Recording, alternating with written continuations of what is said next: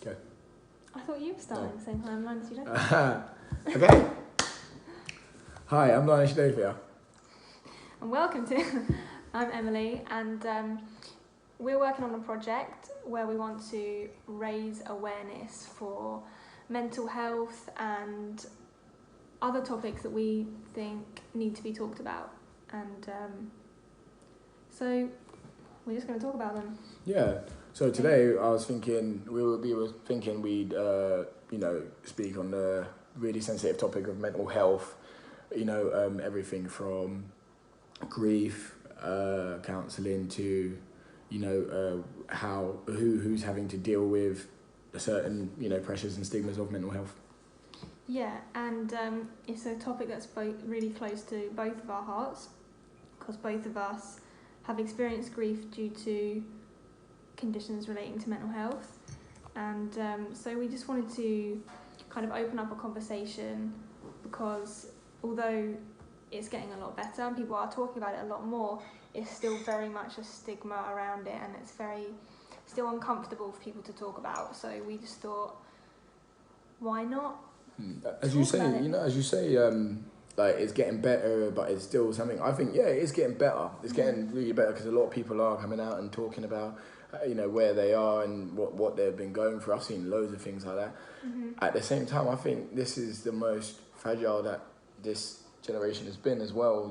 I've had so many people, not just like relatively close to me, but I've had so many people that are like not close. I've had someone that used to come to a football game I see all the time, and he took his life, and he wasn't close to me, but that's happening so much now. I really think, and obviously in the news, one reason that we've been thinking about this is we've been thinking about starting this for a long time, but we had a conversation just gone on the weekend, and obviously Caroline Flack took her own life, and she was in the news a lot recently, and it's been sort of everywhere, and there's a lot of conflict about social media and how the press were with her, and a lot of people are now obviously calling to her defence because she's passed away, and if you even look back in like the news, some like really prolific celebrities, like so Caroline Flack, Robin Williams, Chester Bennington from Linkin Park. Well. Yeah. They always say it tends to be those who you would never expect, those who were full of joy and making others laugh that tend to do it, which is obviously where like the facade type thing comes in. Yeah, of course, and when someone, especially with like social media and celebrities and life like that, when you have a certain facade, if you're a sports star, if you're a comedian, if you're someone in the public eye in any way, they don't really, it's almost like you're not a human being, but you're nothing like that can happen to you. So yeah, because everything's going perfectly in your life. Yes, you've got all the money you want, you've got all the fame, the success, the fame, whatever you want. So people think that you won't have any problems. I'm sure to an extent you get that. To a small extent. I've had a lot of success in what I do in my boxing and things like that. I've had a lot of success. I've been places. I've seen things. I've done loads of things, and I've gotten the spoils and the rewards from what I do. At the same time, it's not easy. This is one of those things where you doing this gave me an avenue to express myself in a certain way, and no matter how you look at it, there's a facade like toughness, strong, bold, confident. There's a facade of so like the. I don't know. It's just there's no no one would look at me and ever think I had or went through a time where I wasn't very well mentally and I was suffering. Nobody would ever think that. And it tends to be people as well that you wouldn't expect to have been through it, and often people that are making you laugh or whatever, and because of social media now, it's very much as a front on everyone, so you just would never expect it, but like I've experienced that when one of my close friends took his own life in 2017, and I knew there were struggles. I knew that he had his personal struggles and things, but you never think that it's going to get that bad. And he was the kind of person that sort of lit up a room, always had everyone laughing, was always laughing, always joking, and you never expect it to be that person. Like, see, like, you know, I had a friend. I lost a friend, late 2019,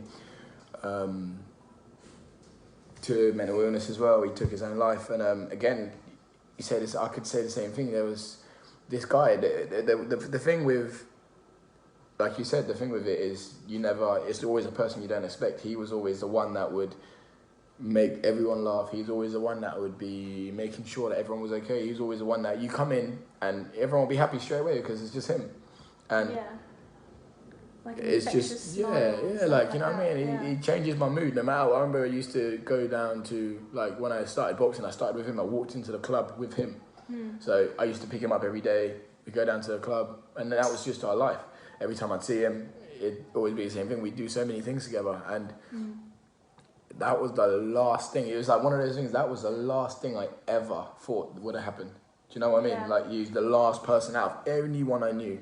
He was the last person I would have ever thought would have done that.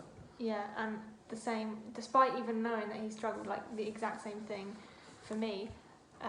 But it is always who you don't expect, and I don't think that I know many people who have not experienced some form of mental health. We're in the same circle of friends, and that's two of us who have had very close friends who have taken their own lives, and we've lost to depression.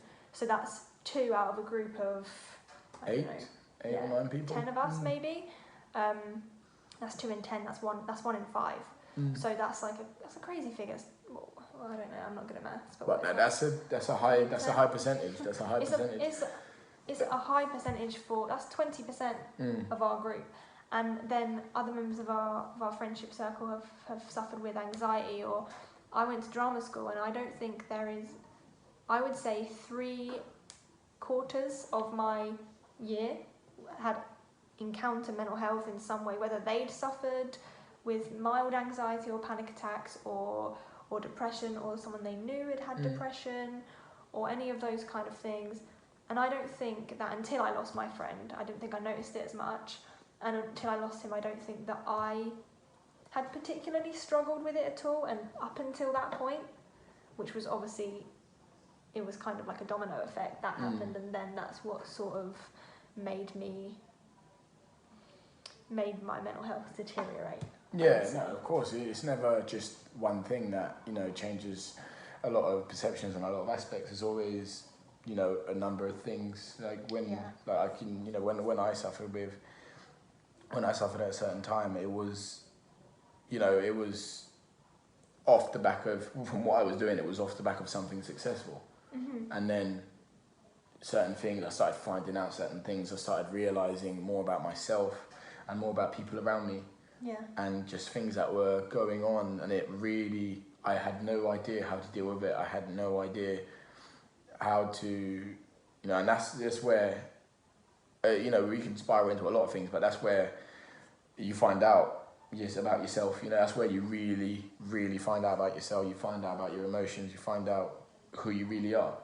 But, you know, like, also just talking about, just to touch on that, do you think your environment, whatever you're doing, affects that? Like, let's say my boxing or your drama, uni, things like that. Do you reckon? I definitely do think that it's, because it's obviously nature sort of thing. Like, I do think conditions like depression do have a hereditary factor in them, and I think if it's common in your family, you're more susceptible to it, but it will still probably come from something. So I speak a lot about as well how university has a massive effect on your mental health, because it's slightly different for me. I went to drama school, so we were really busy all the time. But university, that I'm like, friends that I know went to university, my friend who passed was at university, and it's a huge struggle, and it gives you no routine.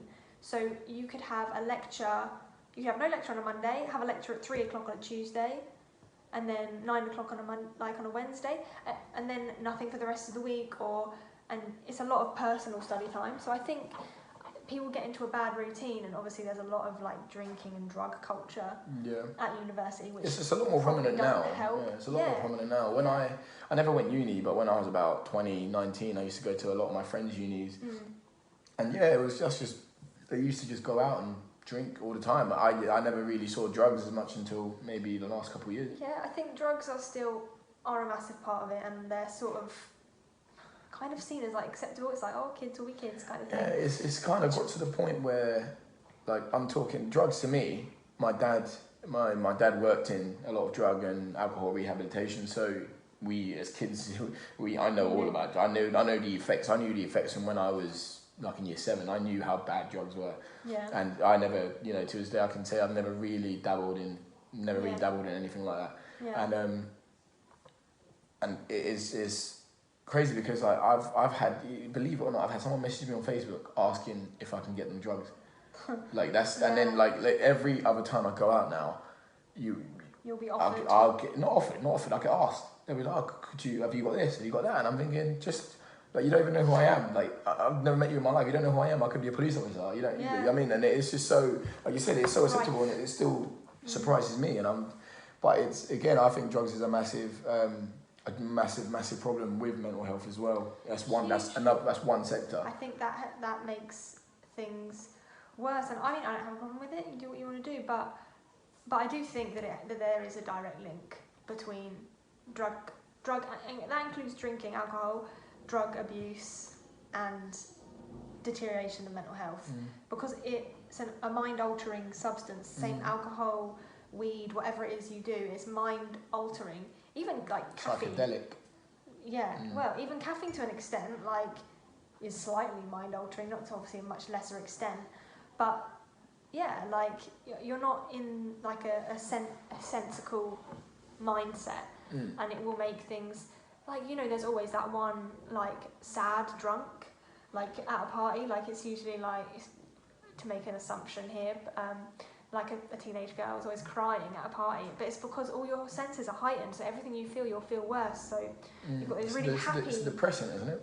Alcohol. Yeah, I think so, but you get those really happy, like, you get the real, like, if you're happy, they'll highlight your mood, you'll be, like, really having a great time, and then some people, if you're feeling a bit low, you'll be really low, and I think that really doesn't help. If you're at university and you're doing drugs, you're drinking all the time, you're going to always be feeling that, you're going to constantly be on a come down all the time. And if you're already not feeling right there, then it's just going to make things worse. I used to think as well. I used to work with a company when I used to do electrics, and one of the guys said to me about magic mushrooms. He's like, "Yeah, I love magic mushrooms. Like, it's really cool. It's a really cool trip." And I was like, "Okay, like I don't get that. I can't correlate. I don't get why you'd go there, but okay." I spoke to him, and I humoured him. I was like, tell me more about it. What happened? And he goes, he said, you just end up hallucinating and going, you just have a good time. And I was like, fair enough. That's too uncontrolled for me, but I like fair to be enough. in control. Yeah, that's fair enough. If that's what you like, that's what you like. And then he said something to me. He said, you have to have a good state of mind if you want to do it though, because if you don't have a good state of mind, you have a really bad trip. And I think to myself, drugs can do that. That's what that drug will do to you. If you're not all right, it will spiral you. So. And you could be doing it as a form of like escapism. A lot of people do drugs or drink for escapism. To get away from. To stop feeling whatever. Yeah, But really, it will heighten whatever you're. However you're feeling. You might get if you do a little bit, you might get a little bit giggly or something like that, and you might feel a bit better, and you're having a laugh. But the next day, you're probably going to feel like crap. To be honest, even though you don't get a hangover from drugs like you do from alcohol, I still think you're probably worse off for doing it. But that obviously that's not everyone that suffers from mental health. Yeah, no, I think drugs is I don't, I'm not here to bash people or anyone's lifestyles. I'm not. It's personally not for me. I just think, to an extent with certain people, I think drugs and alcohol is a certain link to a lot of mental health problems. That's just where I'm coming from. So I'm not trying to bash anyone. We're not trying to bash anyone. That all.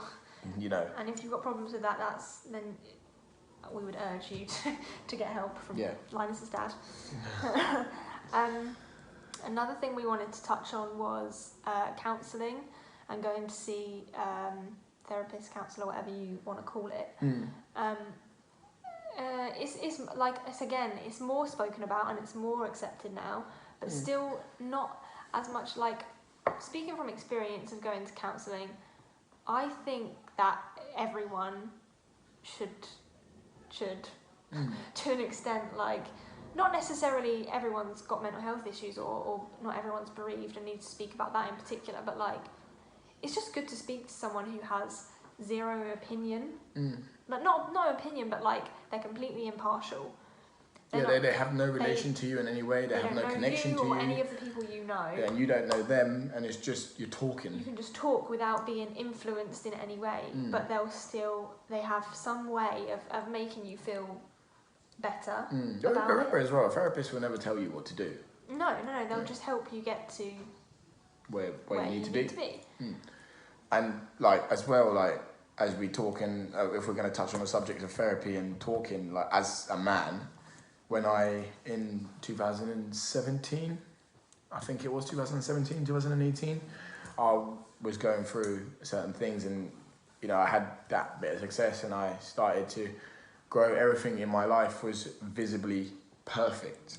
24 years old, fought on TV, fighting on TV, getting a lot of money, just living a good life. Like, everything was just great. But in myself, I found out about certain friends that weren't friends, certain people that I didn't need in my life, and certain things, and I really kind of spiraled a bit, which the only thing that I could do that was helping me was obviously spending time with my friends, training. That's all I did. I dived into just training and spending time with friends, but that can only go so far. And when I say as a man, it was difficult for me to talk. My dad, again, he's a psychiatrist, so he would have been the best person to talk to. I spoke to him, but I was too prideful. So I spoke to him, but he didn't know that's what we were speaking about. So, and I spoke to my best friend as well, and those things really helped, but I never actually came and said, this is how I'm feeling, this is where I am. I managed to, that was enough for me to kind of sort myself out. I did the relevant things that I needed to do in my life at the time, because luckily for me, I realised the things I needed to do in my life to change how I felt.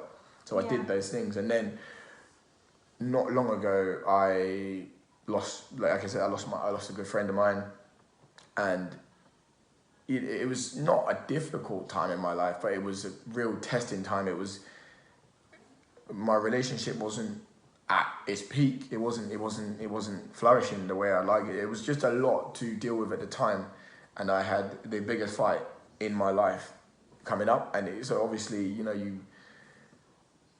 and fortunately for me, I'm relatively strong, so I got through it, I got past it. But then after, I said to myself, you know what, I do need help. I do need to talk to someone, and I do need to just kind of, and it's not like I was going for anything then, I wasn't. It was just to keep me at a good place, just to kind of talk, because what my therapist is, what they're doing is just making me realise who I am and just finding out about myself. What you need. Yeah, and what I actually need, what I need in my life, and just literally. And then that's just where we are. So, you know, nothing's happening. I'm fine. I don't feel low in any way. I'm not doubting myself. I'm not in a bad place. I just, with that therapist, they just clarify everything for me. They just make everything clearer. And that is one of the most important things I've ever done in my life. Yeah. If I'm honest.